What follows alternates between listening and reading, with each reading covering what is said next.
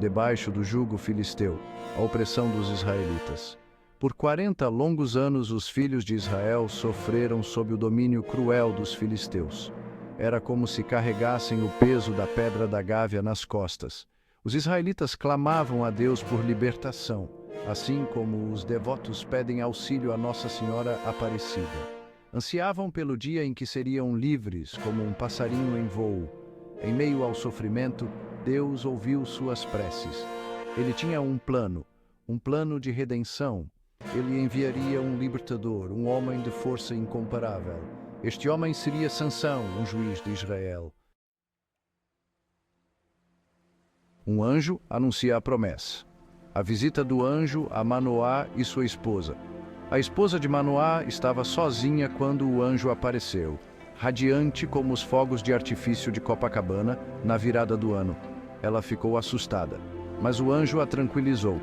Não tenhas medo, disse o anjo, com a serenidade de quem contempla o Cristo Redentor. Você dará à luz um filho. Ele será um nazireu, dedicado a Deus desde o nascimento. Ele começará a libertar Israel das mãos dos filisteus. A mulher correu para contar a seu marido, Manoá. Ele ficou incrédulo, mas também cheio de esperança, como quem encontra um trevo de 4 folhas. Manoá orou a Deus, pedindo que o anjo retornasse. O nascimento de um libertador. Sansão, o nazireu consagrado a Deus. Deus respondeu à oração de Manoá. O anjo reapareceu à mulher enquanto ela estava no campo, como se surgisse da beleza natural da floresta da Tijuca. Manoá correu para se juntar a ela. Juntos ouviram as instruções do anjo. O anjo repetiu a profecia. Ele disse que o filho deles seria um nazireu. Ele nunca deveria cortar o cabelo. Seria um sinal de sua consagração a Deus, como a fé inabalável dos fiéis que lotam o santuário de Aparecida. Manoá e sua esposa ficaram maravilhados. Eles sabiam que Deus havia escolhido seu filho para um destino especial, e assim, quando o menino nasceu, deram-lhe o nome de Sansão, que significa sol ou pequeno sol, brilhante e forte como o sol que banha as praias do Brasil. A força de um voto. A juventude de Sansão e seus feitos extraordinários. À medida que Sansão crescia, a força de Deus se manifestava nele. Ele realizava feitos de força sobre-humanos, como se carregasse o peso do pão de açúcar. Sua força não vinha de seus músculos, mas de seu voto nazireu, de sua consagração a Deus. Certa vez, Sansão estava a caminho de Timna. Um leão feroz se lançou sobre ele, rugindo como o trovão na serra da canastra. Sansão, desarmado, agarrou o leão com as próprias mãos. Com a força de Deus, ele rasgou o leão em pedaços, como se fosse papel. Foi um sinal claro do poder que residia nele. O Espírito do Senhor estava com ele. Sansão era um instrumento nas mãos de Deus.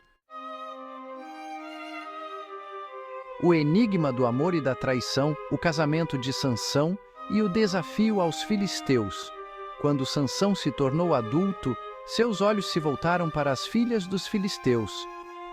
Ele se apaixonou por uma mulher de Timna, como quem se encanta com a beleza do carnaval. Seus pais não aprovaram a união. Eles não entendiam que Deus estava usando a paixão de Sansão para seus próprios propósitos. No caminho para Timna, Sansão encontrou um enxame de abelhas na carcaça do leão que havia matado. Ele comeu do mel, doce como as frutas encontradas nos mercados do Ver-o-Peso, e ofereceu a seus pais.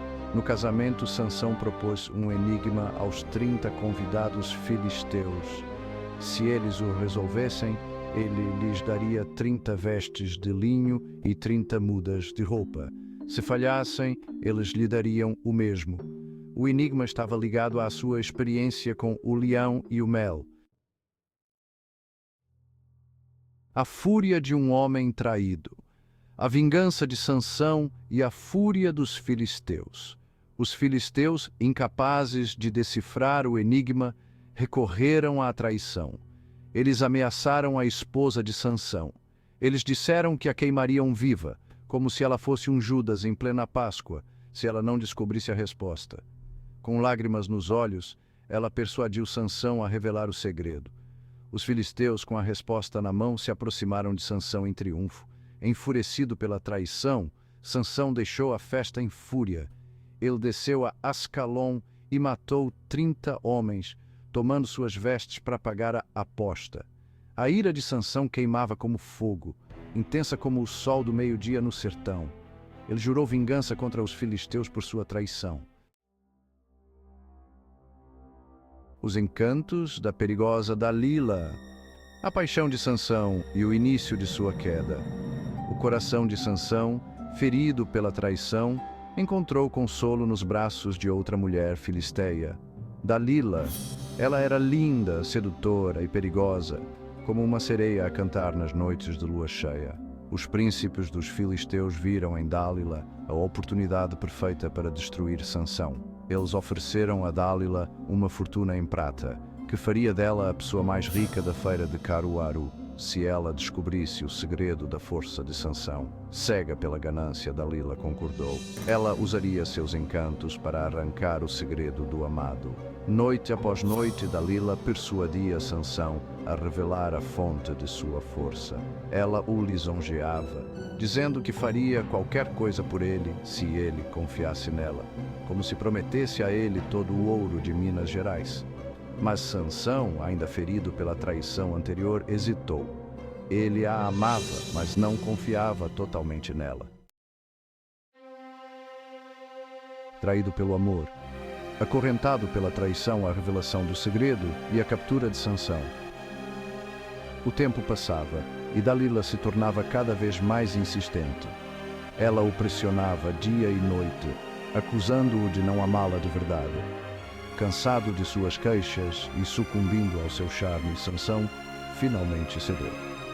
Se eu for rapado com uma navalha de barbear, confessou ele, a minha força me deixará.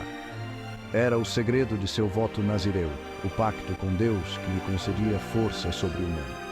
Enquanto Sansão dormia em seu colo, Dalila ordenou que cortassem seus cabelos.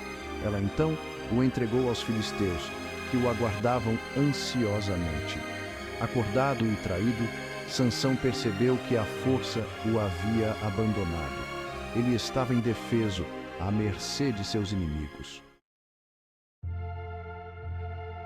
No calabouço da escuridão, a humilhação de Sansão e o crescimento de seus cabelos. Os filisteus, exultantes com a captura de Sansão, arrancaram seus olhos e o levaram a Gaza. Lá, ele foi acorrentado e forçado a girar a mó na prisão. A humilhação era insuportável, como se ele estivesse carregando o peso da estátua do Cristo Redentor. No entanto, enquanto Sansão sofria na escuridão, algo milagroso acontecia. Seus cabelos, o símbolo de sua consagração a Deus, começaram a crescer novamente. Enquanto seus cabelos cresciam, a esperança renascia no coração de Sansão, forte como a fé que move os romeiros em Aparecida. Ele sabia que havia errado ao revelar seu segredo, ao quebrar seu voto com Deus. Mas ele também sabia que Deus era misericordioso e que poderia lhe dar uma última chance de redenção. Um último ato de fé. A morte de Sansão e a lição de força e redenção. Chegou o dia em que os filisteus se reuniram no templo de seu deus, Dagon, para celebrar a captura de Sansão. Eles trouxeram Sansão da prisão para zombar dele. Ignorando a dor e a humilhação, Sansão orou a Deus. Ele pediu perdão por seus pecados, por sua infidelidade. Ele implorou por uma última demonstração de força para que pudesse se vingar dos filisteus e glorificar o nome de Deus.